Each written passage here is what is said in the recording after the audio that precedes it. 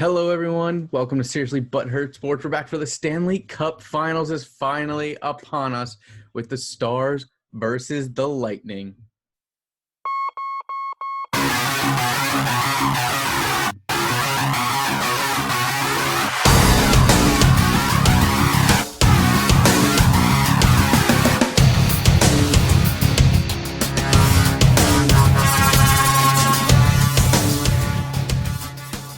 And I'm joined again by my friend Zach Morgan. Zach, happy Rosh Hashanah.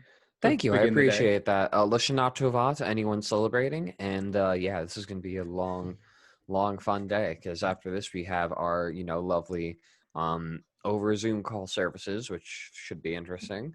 And then all sorts of family juggling.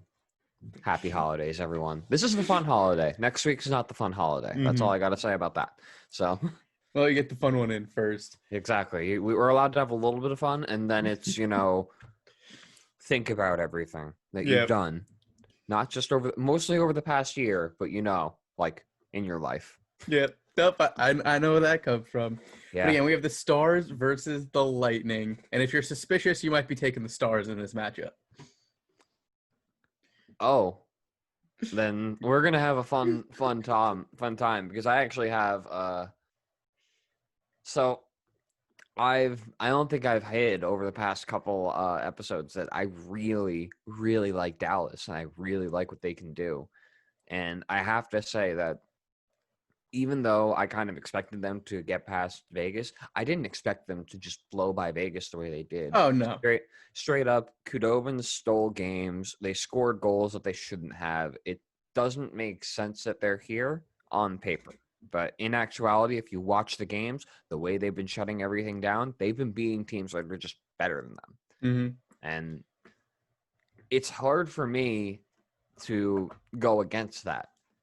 I think I also mentioned after the first round, this was a team that they were on the doorstep. They took the St. Louis Blues to double overtime in Game 7. Mm-hmm. And that was, to them, was a sign that they were ready. And they have looked ready. Yeah, I really, really like what they can do. Mm-hmm. Tampa has all the talent in the world. It's impressive in itself that they have a 12-4 record throughout the playoffs without even having Stamkos join them for. Yes. He's played as many games in the bubble as you or I have for them. Yeah. So yeah, it's very impressive what Tampa has done. But I'm just looking at what Dallas has done over the past 2 series where they've taken down teams that are, for all intents and purposes, more talented than they are. Well, we've mentioned in the last couple episodes, Dallas is just playing this old school neutral zone defense and it hockey, works. And it is working. And just to backtrack a little bit, just for anyone who may not know what I meant by if you're superstitious, you're taking the Dallas Stars. There's been this unwritten rule in the NHL for years now. I'm happy that you mentioned this. You do not touch the conference finals trophy. But recently, whether you're in the West or the East, you just don't do it. The Dallas Stars did not touch it. The Tampa Bay Lightning did touch it. So if you're superstitious, you're probably taking the Stars. Now, I'm superstitious as hell. But lately, the opposite has proven true. With the exception of last year where both teams did not touch the cup. I actually looked this up to make sure it was right. Mm-hmm. The Bruins and Blues both didn't touch it. However, prior to that, the Capitals touched it. They won the cup. The Penguins touched it both years. They won the cup. Mm-hmm. That's kind of been the trend, is that screw that, screw superstition. We're just on our way to get what we need. This is here. Let's get it off the table and get out of here.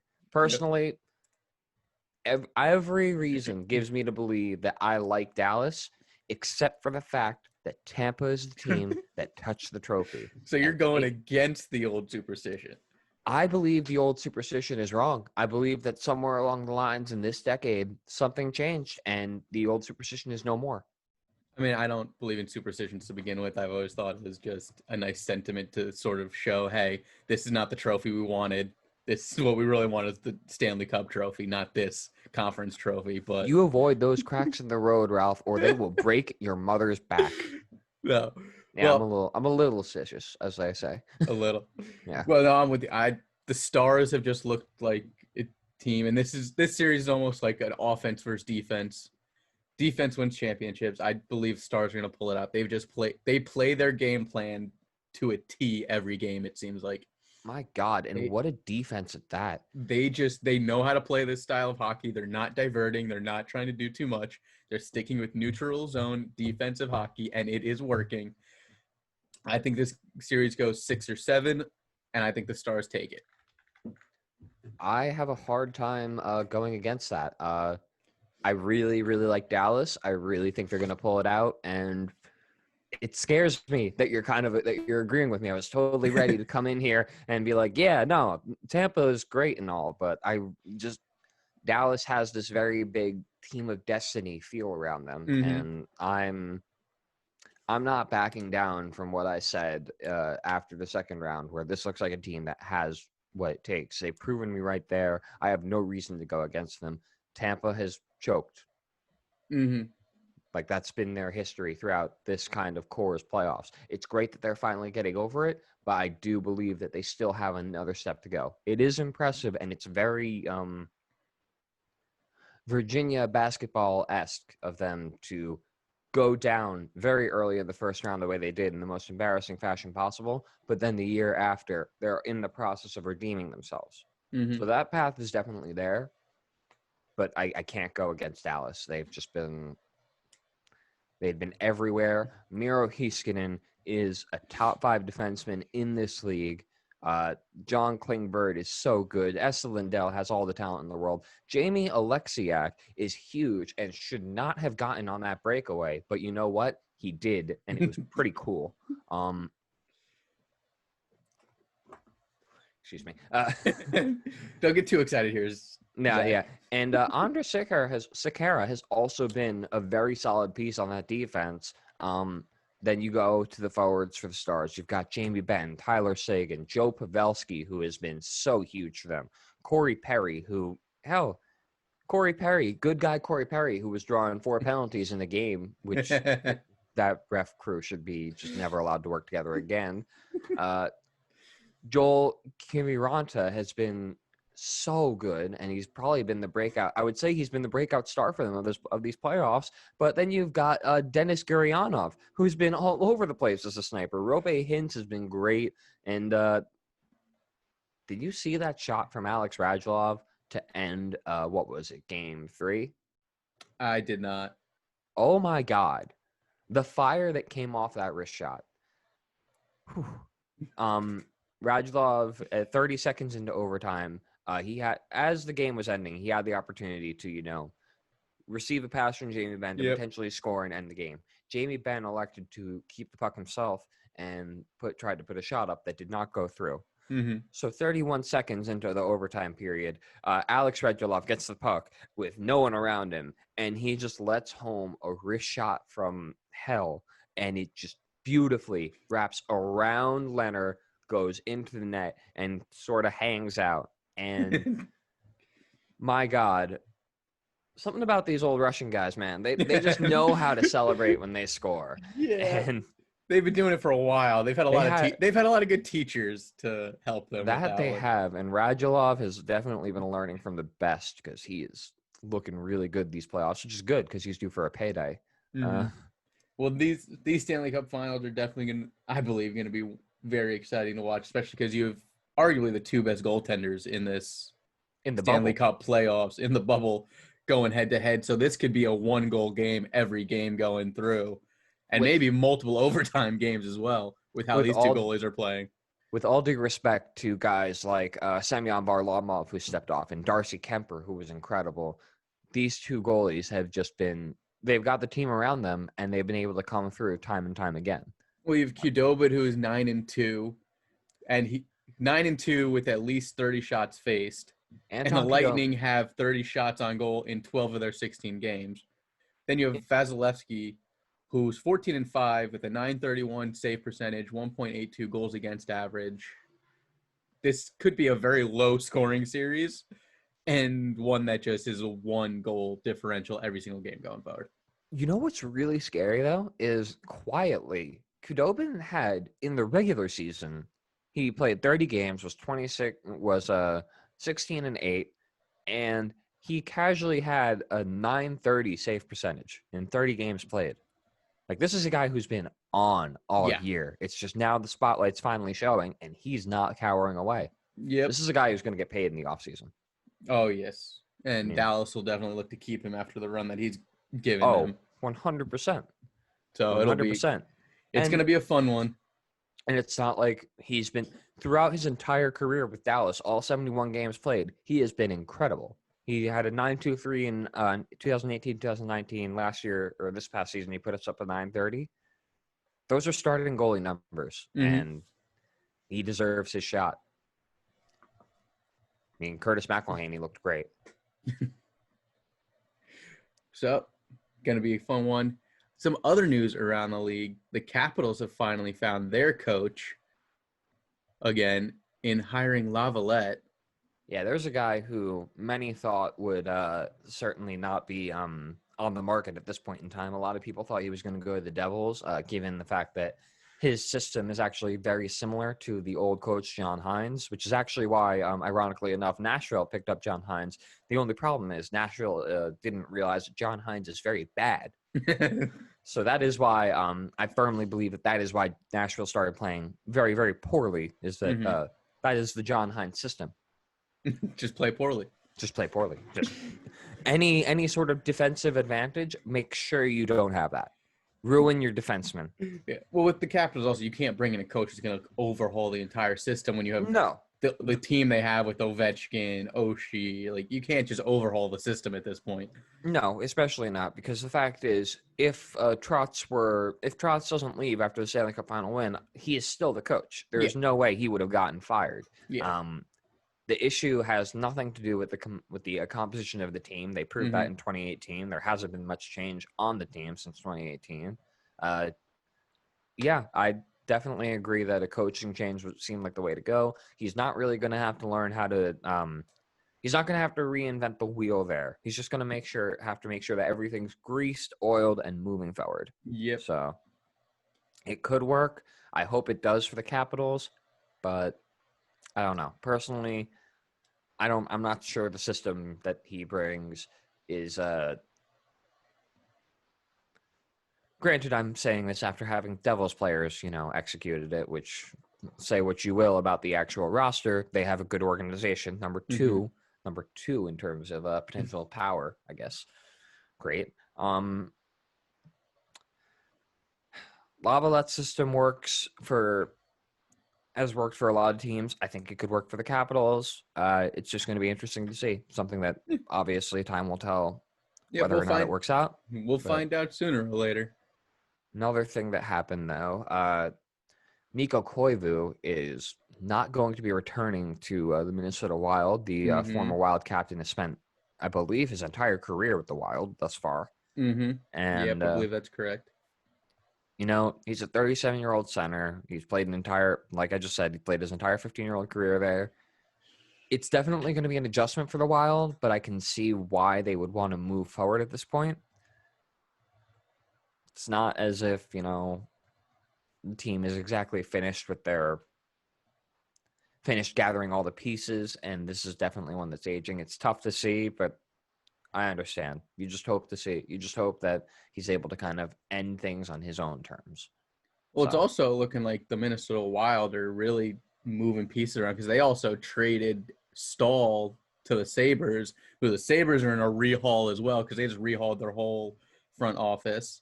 Now there's also rumors that Jack Eichel, because of that overhaul, may be traded. One of the landing spots I saw may be actually the Devils, depending on the package they put together. Don't tease me like that. I could read you the article. Look, you don't make that trade, which, by the way, I love Marcus Johansson. He played very well for the Devils. He played very well in the playoff run for the Bruins last year. He is not nearly the player that Eric Stahl is, and I find it suspicious that Minnesota was willing to take on that bad of a contract in comparison to what they had on Eric Stahl. So, because Eric Stahl is making $3.25 this year. Johansson's on a $4.5 million AAV hit for this next season. So it's a little weird. Stahl is obviously the more established player. I really think that they kind of made this trade in order to keep to keep Jack Eichel and, make it known, hey, you won't have to be the only option. Here is experienced NHL center to ideally work that second line. Yep. So I'm not sold that the Sabres are willing to get rid of Eichel just yet, but I would believe that Eichel is getting fed up and probably wants out.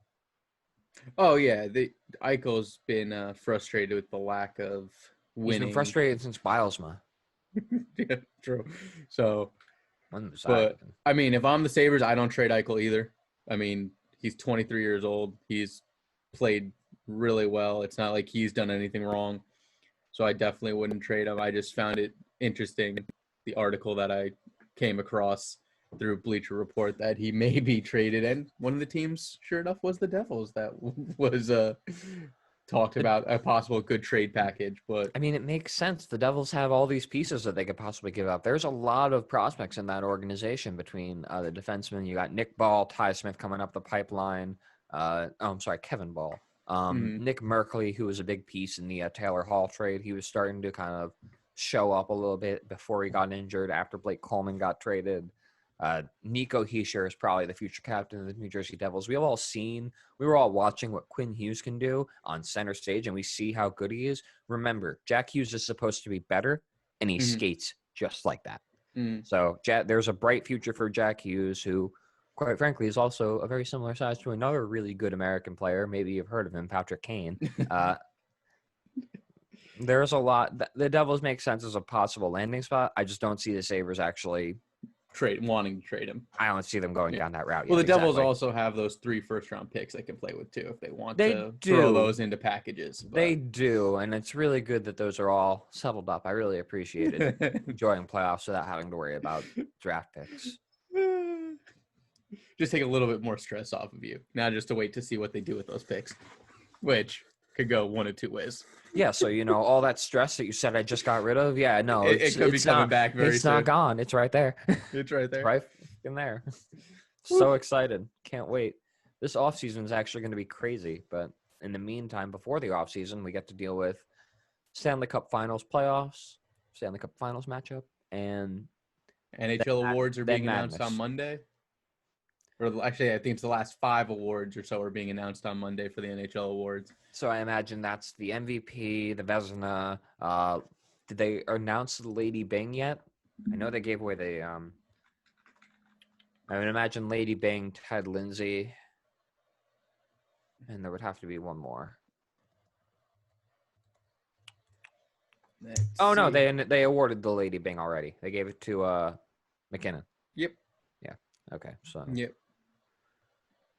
And McKinnon is still in nomination for one of the final awards. He's probably I would imagine he's a nomination for the Lindsay. So to be revealed, the Norris Trophy they have to announce. Yeah. So to be revealed on Monday of the Cadler Memorial Trophy, which is Quinn Hughes, Dominic Kublik, and Cale Makar. Hart Memorial Trophy with Leon Draisaitl, Nathan McKinnon. Draisaitl, yes. Nathan McKinnon and Artemi Panarin. The James Norris Memorial, John Carlson, Victor Hedman, and Roman Josi. Ted Lindsay, Leon Draisaitl, Nathan McKinnon, Artemi Panarin. And the Vezina Trophy with Connor Hellebuyck, Tuukka Rask, and Andrei Vasilevsky. So those will be all announced on Monday. I so want Tuukka Rask to win the Vezina. I hate Boston. I hate everything Boston so much. I want Tuukka Rask to win the Vezina, and I want every one of their fans to have some sort of existential crisis about it. That would make me so happy. We'll find out on Monday what happens with that. Some people just want to watch the world burn. I am, yes, that you're fits one here. Of those people. In this case, that absolutely fits. And here. if it's Boston that burns, you'll be even happier. He's on to something, everyone. He's got me. He's got me pinned. My God. Yeah, look, there's a lot of stuff happening in hockey. Hopefully the next couple weeks are enjoyable, and then it's going to get crazy. As we scrambled off season, as we scramble together. Yeah, exactly. Scramble together for that quick start to the NHL season next year. Yep. Well, once again, Zach, thanks for joining me. Everyone look out for our other episodes possibly coming out. I know we just released a Cooper's Cooperstown special for our baseball episode. Some guys went up to Cooperstown and visited. And with the NFL season starting, keep a lookout still for possibly some NFL episodes. We can't go on yet Oh, we can't. because Alex Petrangelo and his negotiations have ended with the St. Louis Blues. Breaking And news. that's well, no, that happened yesterday, I believe. Okay. And I believe Not so breaking. it's looking like Petro will be hitting unrestricted free agency after the Ooh.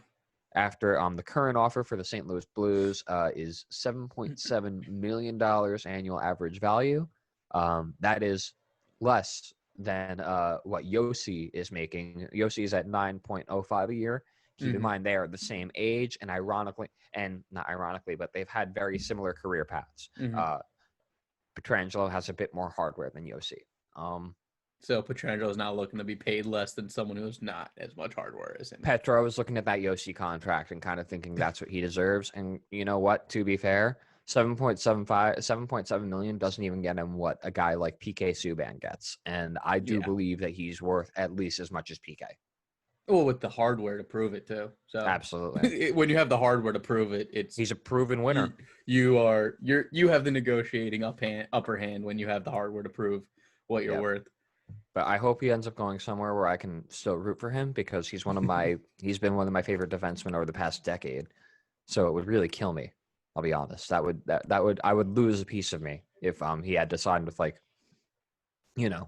Rangers, Philly, Boston. I would be disappointed in him for signing with Boston.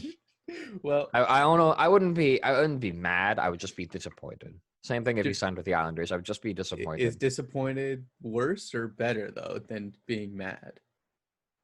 I like to think it's better because then if I'm just disappointed, I can be really cynical about it and, condescending, so I can at least make some humor out of it. Whereas if I'm just mad, I just kind of like stare at it, let it process, and then just I don't even let myself think of any sort of retort because the actual idea is so upsetting to me that I can't get past it. Gotcha. So it's a big roadblock. I'll be honest. I guess another thing we'll find out in this crazy NHL offseason that's going to be coming up. That Zach, we will. Tell us once again where we can find you. Thank you for having me, and thank you for letting me know that, Ralph. You can find me on Instagram at Zacharias, ZAICHARIUS, and on Twitter at Captain_Z Morgan. And like I said, the offseason is around the corner, so Devil's Twitter is heating up a bit, of course. And it's awful. It is just terrible. I'm so upset, but I love it. So awesome. Well, once again, happy Rosh Hashanah to you and your family, Zach. Thank you everyone. To everyone out there. Peace out, everybody. See you next time, Ralph. Take care, guys.